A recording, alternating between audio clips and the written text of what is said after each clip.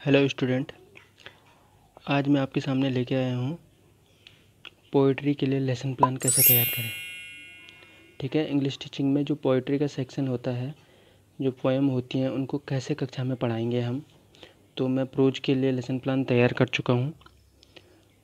बाकी सारे स्टेप्स वही हैं लगभग, जैसे कि ऊपर जो सबसे पहले एंट्रीज होती हैं, दूसरे पे नेम ऑफ स्कूल, फिर जनरल ऑब्जेक्टिव्स होते हैं, स्पेसिफिक ऑब्जेक्टिव्स होते हैं, फिर आपका जो टीएलएम होता है, फिर आपका प्रीवियस नॉलेज होता है, फिर इंट्रोडक्टरी स्किल होती हैं, फिर एम ऑफ स्टेटमेंट होता है, फिर आपका प्रेजेंटेशन वाला जो शुरू होता है, जो नए पेज से प्रेजेंटेशन। तो इसका मैं सिर्फ आपको प्रेजेंटेशन वाला पोर्शन ही बताऊंगा, क्योंकि मैं कल आपको जनरल ऑब्जेक्टिव्स और स्पेसिफिक यानी इंस्ट्रक्शनल ऑब्जेक्टिव्स इसके बता चुका हूँ कैसे लिखने हैं।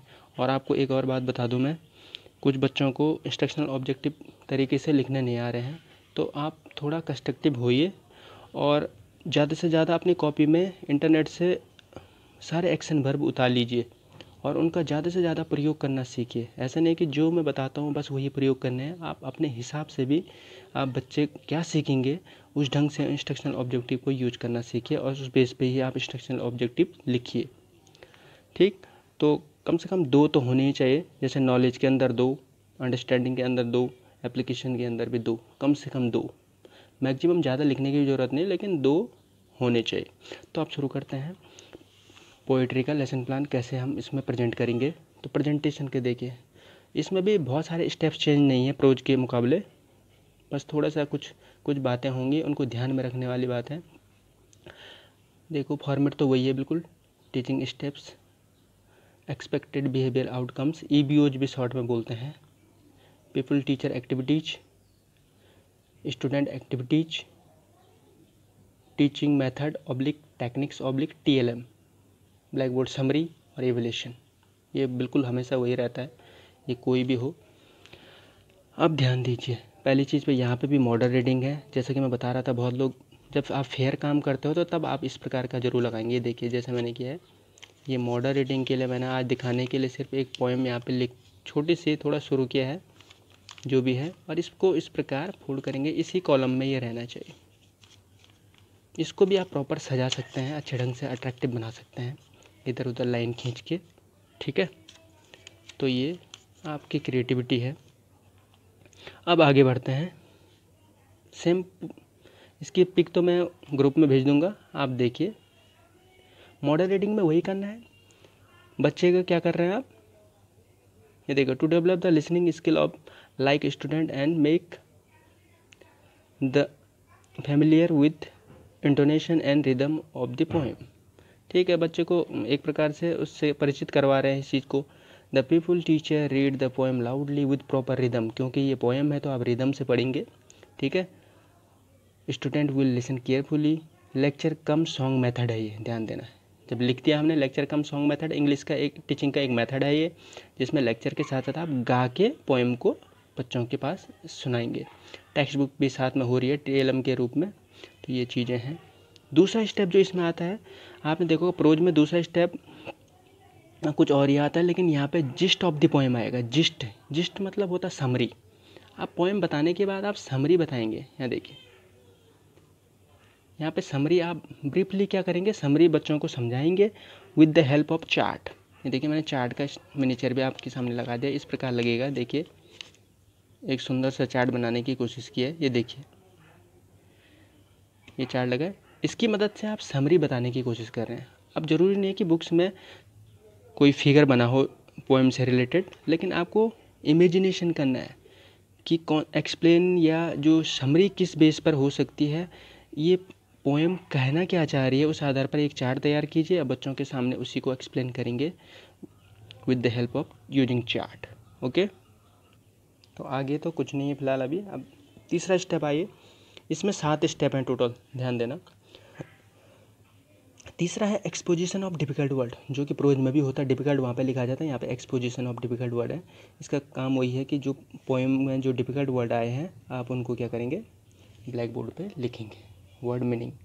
और मैं बता दूं, लिखना तो ऐसे है वर्ड और मीनिंग, लेकिन बच्चों से खुद ही निकलवाना है आपको using the various device. Device का मतलब आप किसी शब्द का विलोम शब्द बता के बच्चों को बोल सकते हैं, या उसका एक मुहावरा प्रयोग करके बच्चों को बता सकते हैं। यानी बच्चों की हेल्प से ही आप क्या करेंगे, इनके अर्थ निकालने की कोशिश करेंगे।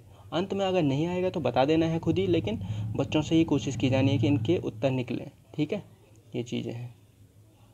जैसे आप बोल सकते हैं, सपोज छोटा सा उदाहरण देता हूँ मैं कि नाइट मीन्स नाइट, तो बच्चों को सपोज नहीं आता है, नाइट मीन्स नहीं आता है रात, तो आप बताएंगे आपने देखा है आकाश में स्टार कब चमकते हैं, तो कहेंगे रात। तो आप एक प्रकार से वहाँ ले आते हैं।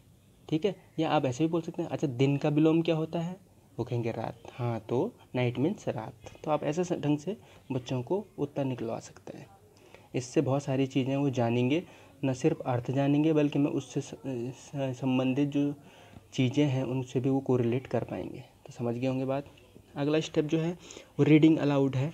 अब यहाँ पे पीपल टीचर खास तौर पे क्या नहीं, पीपल टीचर नहीं, to enable them to read the poem in proper intonation and gesture. आपने तो पढ़ दिया था, आप बच्चों से पढ़ने के लिए बोलते हैं student will read the poem while other.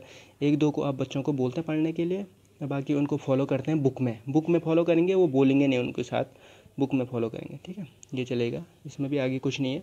पांचवा है एप्रिसिएशन एंड कॉम्प्रहेंसिव क्वेश्चन। यहाँ पे थोड़ा बोध का परीक्षण हो रहा है उनका, देखिए चेक करेंगे आप। ये थोड़ा ऊपर लिख दिया मैंने, क्वेश्चन आंसर टेक्निक यहाँ पे होगी। जहाँ पे भी क्वेश्चन आंसर पूछना है क्वेश्चन आंसर टेक्निक लिख दीजिए। 1 2 3 क्वेश्चन पूछ लीजिए, 2 भी पूछ सकते हैं, कम से कम 2, अधिक से अधिक 3। ठीक है, यहाँ पे आप क्वेश्चन लिखेंगे, मैंने सिर्फ क्वेश्चन लिखे, आप क्वेश्चन लिखेंगे। आप सोच रहे होंगे इतनी छोटी जगहों में कैसे लिखेंगे, तो ऐसा नहीं है, आप इसको थोड़ा बड़ा कीजिए प्रॉपर। ये कॉपी भी छोटी है इसलिए ऐसा हो गया, आप क्वेश्चन लिखिए, 2 क्वेश्चन या 3 क्वेश्चन कर सकते हैं। और जो अगला स्टेप है इसमें जी कोरल रेसिटेशन। कोरल आप जानते हैं कि एक म्यूजिक से रिलेटेड वर्ड है, तो कोरस से बना है। तो रेसिटेशन यहाँ पे क्या देखो, to develop the eloquence and fluency of the reading and speaking, the pupil teacher will read the poem with the rhythm, voice and intonation। अब यहाँ पे ऊपर भी आपने पोएम पढ़ी थी विद प्रॉपर रिदम, लेकिन यहाँ पे और अच्छे ढंग से जिसमें गा के पढ़ेंगे आप बेहतर ढंग से, ऊपर से भी बेहतर ढंग से, जिसको बच्चे भी फॉलो करेंगे साथ में। आप जैसे आप गा रहे हैं तो उनको पीछे से बच्चे भी आपको फॉलो करेंगे। तो लेक्चर कम सॉन्ग मेथड है, ये टेक्स्ट बुक टेक्निक यूज की गई है TLM के रूप में। तो ये चीज़ें हैं। जबकि लास्ट वाला जो वो है एवोल्यूशन है, यानी कि मूल्यांकन हो रहा है। वैसे तो हमने कॉम्प्रहेंसिव क्वेश्चन पूछ लिए हैं यहाँ पे भी कुछ, लेकिन इन क्वेश्चनों को थोड़ा अलग रखिए। और क्योंकि स्टेप है, हमें एक डेकोरम फॉलो करना है, तो है यहाँ पे स्टेप ये एवोल्यूशन। तो test the understanding level of the student, यहाँ पे आप क्वेश्चन पूछ लेंगे। यहाँ पे जगह नहीं थी, मैंने कॉपी में यहीं पे निपटा दिया है, लेकिन आप प्रॉपर अच्छे ढंग से बनाइए क्वेश्चन आंसर टेक्निक, और 1 2 क्वेश्चन आप बच्चों को पूछिए जो कि थोड़ा इनसे अलग होंगे, लेकिन होंगे इसी चैप्टर से, इसी पोएम से रिलेटेड जो आपने पढ़ाया। ठीक है, समझ में आ गया। बाकी इसके बाद आपको पता है ये क्लोज हो जाएगी टेबल, पीछे रिकैप्चुलरी नहीं sorry written and supervision work होगा, जो ब्लैक बोर्ड का उतारने के लिए बोलते हैं। दूसरे नंबर पे रिकैप्चुलरी क्वेश्चन आते हैं, फिर अंत में होमवर्क जो होता है। तो होमवर्क में भी आप वैरायटी टाइप्स के क्वेश्चन बच्चों को घर के लिए देंगे। तो ये आज के लिए इतना ही। उम्मीद है आपको अप्रोच का प्रेजेंटेशन बिल्कुल समझ में आ गया होगा। और general objectives and instructional objective में कल बता चुका हूँ आपको। तो आज के लिए इतना ही, थैंक यू।